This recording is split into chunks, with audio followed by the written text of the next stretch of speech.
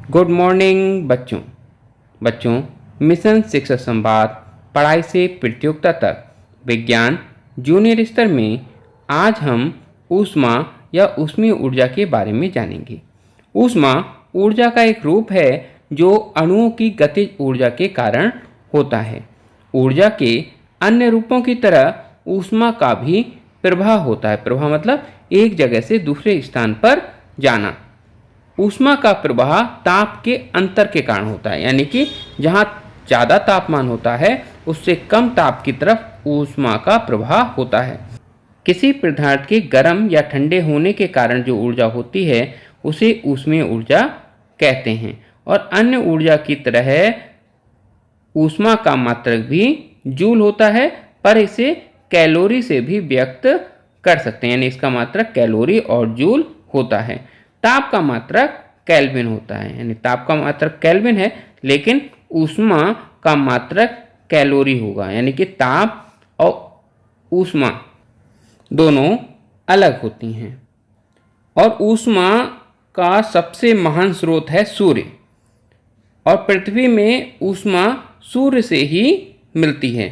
सूर्य से पृथ्वी पर ऊष्मा अविरत आती रहती है, यानी निरंतर आती रहती है। ऐसा नहीं कि रात में नहीं है, रात में भी आ रही है, क्योंकि कहीं और से सूरज तो है आसमान में ना।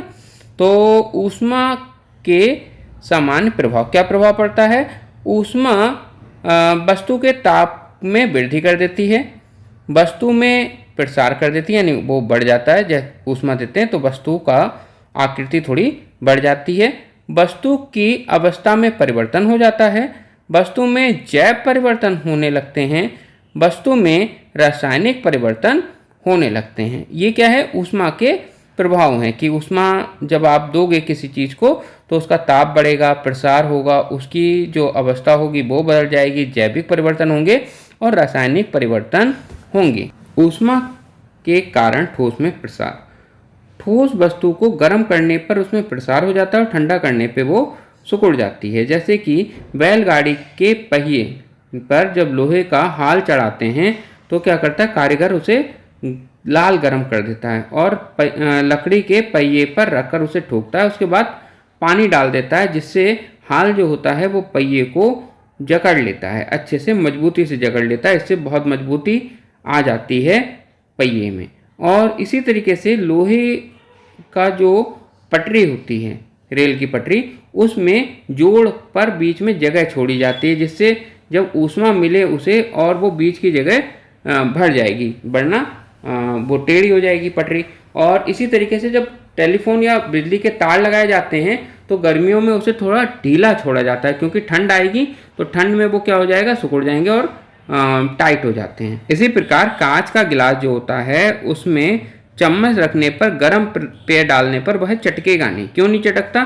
क्योंकि जो चम्मच होता है वो ऊष्मा को अवशोषित कर लेता है और कांच में ऊष्मा का प्रभाव कम पड़ता है, जिसके कारण वो नहीं चटकता। ऐसे ही बर्तन और जार के ढक्कन जो होते हैं वो जब जाम हो जाते हैं तो गर्म पानी में जार और बोतल के ढक्कन को रखने पर उसका बोतल की जो ढक्कन होता है उसका व्यास बढ़ जाता है और वह ढक्कन आराम से खुल जाता है। तो ये कुछ ठोस के प्रसार के उदाहरण थे जो हम दैनिक जीवन में आसपास में देखते रहते हैं। चलिए अब हम ऊष्मा के स्थानांतरण के बारे में पढ़ते हैं। होता क्या है पहले ये जानें।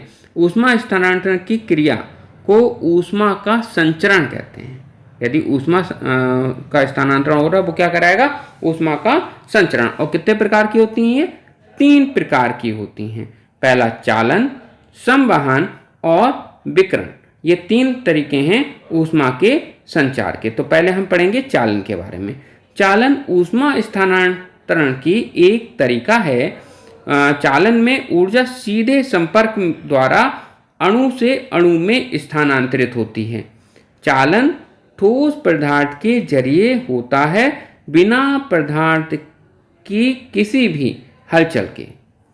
चालन तापमान के अंतर के कारण शरीर के 2 आसन सिरों के बीच में होता है, यानी कोई भी पदार्थ होगा, कोई वस्तु है, उसके 2 सिरों के बीच में होगा तापमान के अंतर के कारण में।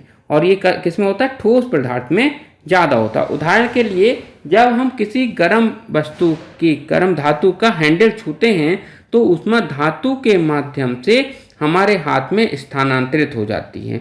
यह प्रक्रिया जो होती है अणुओं के बीच के टकराव के कारण होती है, क्योंकि जो अणु होते हैं वो बीच बीच में एक दूसरे से टकराते हैं, जिसके कारण ऊर्जा जो होती है वो ऊष्मा जो होती है वो एक जगह से दूसरी जगह पर स्थानांतरित होती है। दूसरा है संवहन।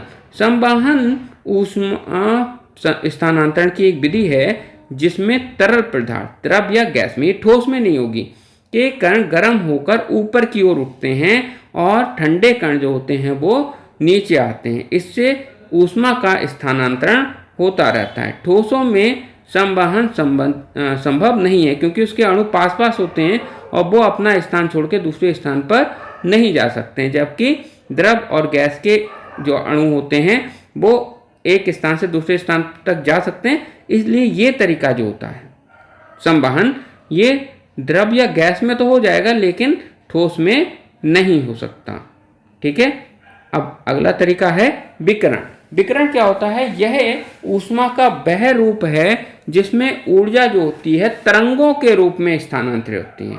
इसे ऊष्मीय विकिरण भी कहते हैं और यह ऊष्मा का स्थानांतरण का एक प्रक्रिया है जिसमें किसी माध्यम की जरूरत नहीं होती। इसमें कोई माध्यम की जरूरत नहीं होती। जैसे सूर्य है वो अंतरिक्ष में है और उस अंतरिक्ष से जब उसकी किरणें आती हैं तो विकिरण के माध्यम से ही आती हैं, है ना, क्योंकि अंतरिक्ष में तो वायु भी नहीं है, तो वो कैसे आएंगी? विकिरण के माध्यम से। अच्छा, अब हम पढ़ेंगे ताप के बारे में। तापमान किसी वस्तु के ताप की माप है, अर्थात तापमान से यह पता चलता है कि वह वस्तु ठंडी है या गर्म। जैसे कि एक वस्तु है जिसका तापमान है 20 डिग्री और दूसरी वस्तु है जिसका तापमान है 40 डिग्री, तो हम कह सकते हैं कि एक वस्तु दूसरे की अपेक्षा 20 डिग्री ज़्यादा गर्म है और एक ठंडी है। ठीक है। और हम नापते किससे? तापमापी से। तापमापी या थर्मामीटर वह यंत्र है जो ताप मापने में प्रयुक्त होता है। दैनिक जीवन में प्रयोग के आधार पर यह सामान्यतः दो प्रकार के होते हैं। एक होता है डॉक्टरी थर्मामीटर और एक होता है प्रयोगशाला थर्मामीटर। तो डॉक्टरी थर्मामीटर में क्या होता है? डॉक्टरी थर्मामीटर या क्लिनिकल थर्मामीटर का इस्तेमाल शरीर का तापमान नापने के लिए किया जाता है। सामान्यतः कांच की बनी हुई होती है और लंबी सकरी और एक जैसी नली होती है जिसमें क्या भरा होता है? पारा भरा हुआ होता है। और मानव शरीर का समान ताप कितना होता है? 37 डिग्री सेंटीग्रेड होता है। इसीलिए डॉक्टरी थर्मामीटर की रेंज जो होती है वो 35 डिग्री सेंटीग्रेड से 42 डिग्री सेंटीग्रेड तक रखा जाता है। डॉक्टरी थर्मामीटर में जो पारा की धारी होती है वो दिखाई देती है क्योंकि जो नली होती है इसमें एक विभंग होता है और ये विभंग पारे को अपने आप नीचे आने नहीं देता है। और जो अस्पताल में अब जो है अस्पताल में क्या हुआ है? टेम्पनिक, एक्सिला, रेक्टल और नॉन कनेक्टेड इंफ्रारेड थर्मामीटर भी प्रयोग में आने लगे हैं। अब बात आती है प्रयोगशाला थर्मामीटर की। प्रयोगशाला थर्मामीटर एक विशेष मापन यंत्र है जिससे तापमान का सटीक मापन हो सकता है। इसका इस्तेमाल प्रयोगशाला के पदार्थों का तापमान नापने के लिए किया जाता है। अच्छा, जो इसके कुछ खास बातें क्या होता है? इसमें कांच की नली होती है, इसमें पारा या अल्कोहल जैसे पदार्थ भरे होते हैं। तापमान में बदलाव के कारण जो तरल पदार्थ जिसके अंदर भरा होता है ना, चाहे पारा हो चाहे अल्कोहल हो, वो क्या होगा? फैलेगा या फिर सिकुड़ेगा, है ना। और नली के दूसरे सिरे में तापमान को दर्शाने के लिए पैमाना लगा होता है कि कितना तापमान है। आमतौर पर जो प्रयोगशाला थर्मामीटर होते हैं उसका मापन -10 डिग्री सेंटीग्रेड से 110 डिग्री सेंटीग्रेड के बीच में होता है। प्रयोगशाला थर्मामीटर घरेलू थर्मामीटर के मुकाबले ज़्यादा सटीक और परिशुद्ध होता है ना। अब इसमें क्या है? इसके 4 यूनिट होती हैं, ताप की 4 यूनिट होती हैं, degree centigrade, degree Fahrenheit, degree kelvin या फिर डिग्री रेक्टिन। ये 4 जो आपकी यूनिट हैं ताप नापने की, इनके बीच में आपस में संबंध होता है। क्या संबंध होता है उसका ये लिखा हुआ देखिए। जो डिग्री सेंटीग्रेड होता है उसका मिनिमम जो टेम्परेचर होता है वो होता है 0 डिग्री सेंटीग्रेड और मैक्सिमम होता है 100 डिग्री सेंटीग्रेड। फ़ारेनहाइट का 32 डिग्री फ़ारेनहाइट और 212 डिग्री फ़ारेनहाइट। केल्विन में 273 डिग्री केल्विन और 373 डिग्री केल्विन। और रेक्टिन में 0 डिग्री और 80 डिग्री। तो जब हम इसमें देखेंगे तो हम फार्मूला बनाने के लिए क्या करेंगे, जैसे C - 0। अब देखिए मैक्सिमम और मिनिमम में कितने का अंतर है, 100 का अंतर है, तो बटे में 100 लिख देंगे।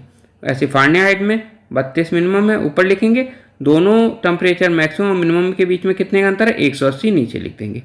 बराबर केल्विन में K - 273 और 373 में से 273 घटाएंगे 100 आएगा, 100 लिख देंगे नीचे। ऐसे ही R माइनस, ऊपर देखिए कितना लिखा है 0, और 80 में से 0 गया कितना बचेगा 80, वो नीचे लिख देंगे।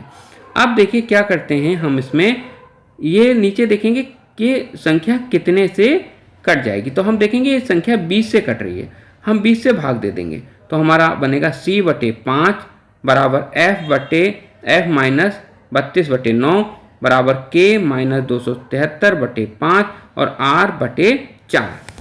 इस सूत्र का प्रयोग करके हम तापमान के एक मात्रक को दूसरे मात्रक में परिवर्तित कर सकते हैं।